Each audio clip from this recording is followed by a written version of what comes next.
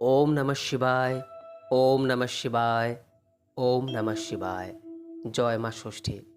বন্ধুরা, আজ ৩০শে চৈত্র, ১৩ই এপ্রিল, রবিবার। আজকের দিনেই সম্পন্ন হচ্ছে এই বছরের নীল ষষ্ঠীর ব্রত, যাকে আমরা শ্রী শ্রী দেবীর নীলযাত্রাও বলে থাকি।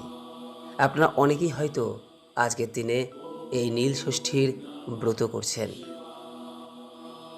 নীলের পূজা আসলে ভগবান শিবের পূজা, আর মা ষষ্ঠী হলেন মহামায়া দুর্গা।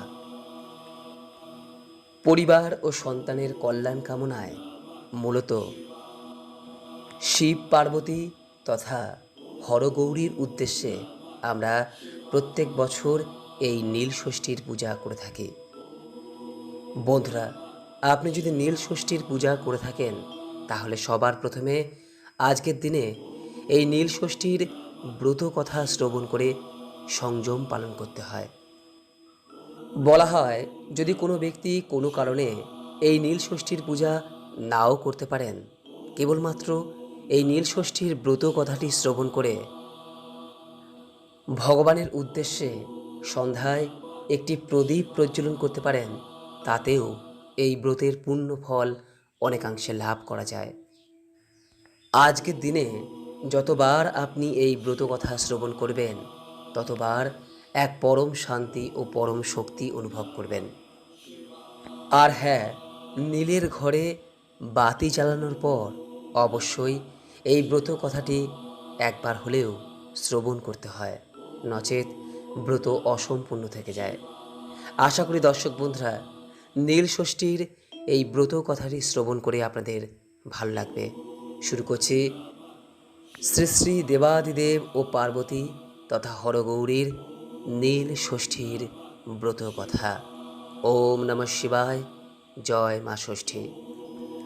বহুকাল আগের কথা, এক দেশে এক ব্রাহ্মণ এবং ব্রাহ্মণী বাস করতেন।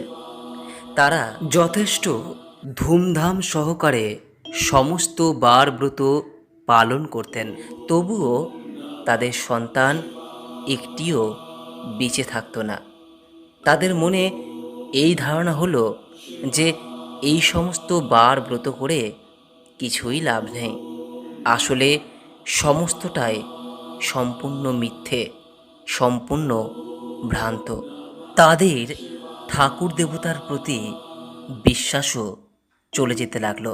তারা এটা বুঝে উঠতে পারছিল না যে তাদের সঙ্গেই কেন এমনটা হচ্ছে। আসলে তাদের সন্তান ভাগ্য ছিল খুবই খারাপ, আর সেই কারণেই তাদের সঙ্গেই এই বিষয়টি বারবার হচ্ছিল। ফলে স্বভাবতই তারা বিষণ্ণ হয়ে পড়ে। তারা তখন দুজনে মিলে স্থির করে যে এই স্থানে তারা আর থাকবে না, বরং দুজনে মিলে দুঃখ না করে তীর্থে বেরিয়ে পড়াই সব থেকে ভালো। যথারীতি তারা তীর্থে বেরিয়ে পড়লেন। এইভাবে নানান তীর্থস্থান দর্শন করতে করতে একদিন তারা পৌঁছালেন কাশীধামে।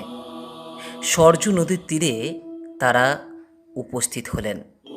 ব্রাহ্মণ তখন বললেন, চলো এই জলে ডুবেই আমাদের জীবন শেষ করে দিই। বংশ রক্ষার জন্য যখন একটি সন্তানও বেঁচে রইল না, তখন আমাদের বেঁচে থেকে লাভ কি? এইভাবে ব্রাহ্মণ ব্রাহ্মণী যখন কাশীর এই সরজু নদীর তীরে বা গঙ্গা ঘাটে যখন অত্যন্ত দুঃখের সঙ্গে বিলাপ করছিল, সেই সময় হঠাৎই এক বৃদ্ধা তাদের সামনে উপস্থিত হন এবং তিনি তাদের এই দুঃখ দেখে তাদেরকে জিজ্ঞাসা করেন, হ্যাঁ রে, তোরা কাঁদছিস কেন? তখন উত্তরে ব্রাহ্মণী তাকে বলে, সে কথা তোমায় বলে কি হবে মা, আমরা বড় মনের জ্বালায় চলছে।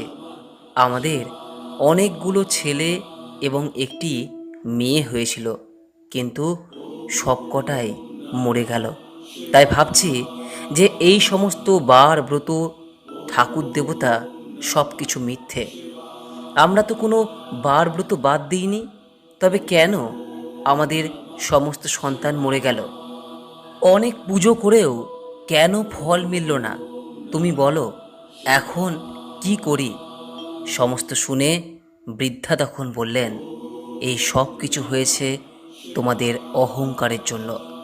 শুধু বার ব্রত পালন করলেই হয় না, ভগবানের ওপর বিশ্বাস থাকা চাই, মন পবিত্র থাকা চায়, সবার কাছে বিনম্র হওয়া চায়, এক মনে নিষ্ঠার সঙ্গে ভগবানকে ডাকতে হবে। অথচ তোমরা সদ্যজাতির কান্না শুনে অহংকারে মত্ত হয়ে সবসময়ে একটা কথা বারবারই বলতে, বাবা আপদ গেলেই বাঁচি। তাই তোমাদের অহংকারের জন্যই আজ এই পরিণতি। ব্রাহ্মণী তখন তার পা ধরে বললেন, কে তুমি মা? বলো, কে তুমি? বৃদ্ধা তখন বললেন, আমি মা ষষ্ঠী। আমি সন্তানদাত্রী, সন্তান অধিষ্ঠাত্রী এবং রক্ষাকর্ত্রী। শোন, তোর এই সমস্যার থেকে আমি মুক্তির পথ বলছি। এই চৈত্র মাসে সন্ন্যাস করবে এবং সেই সঙ্গে ভক্তি ভরে শিবের পুজো করবে। সংক্রান্তির আগের দিন উপবাস করে নীলাবতীর পুজো দিয়ে নীলকণ্ঠ শিবের ঘরে বাতি জ্বেলে দেবে, আর তারপর আমাকে প্রণাম করে জল খাবে। একে বলে নীল ষষ্ঠী। এই কথা বলেই মা ষষ্ঠী অদৃশ্য হয়ে গেলেন। এরপর ব্রাহ্মণ ও ব্রাহ্মণী দেশে ফিরে গেলেন। দেশে ফিরে তারা নীলের দিন খুব ভক্তি এবং নিষ্ঠার সঙ্গে নীল ষষ্ঠী ব্রত পালন করলেন। এর কিছুদিন পরেই মা ষষ্ঠীর কৃপায় তাদের একটি সুন্দর ফুটফুটে পুত্র সন্তান হলো। মা ষষ্ঠীর কথা মতো সেই সন্তানের আর কোনো অনিষ্ট হলো না। এরপর সেই ব্রাহ্মণ ও ব্রাহ্মণীর অন্যান্য যে সকল সন্তান সন্ততি হলো, তারা কেউই আর অকালে মারা গেল না। ব্রাহ্মণ ও ব্রাহ্মণী তাদের সমস্ত অহংকার পরিত্যাগ করে ভগবানের সেবা করে তারা সুখে শান্তিতে দিন যাপন করতে লাগলেন। নীল ষষ্ঠী ব্রতের এই মাহাত্ম্য দেখে দেশে দেশে সবাই তখন এই ব্রত পালন করতে আরম্ভ করল।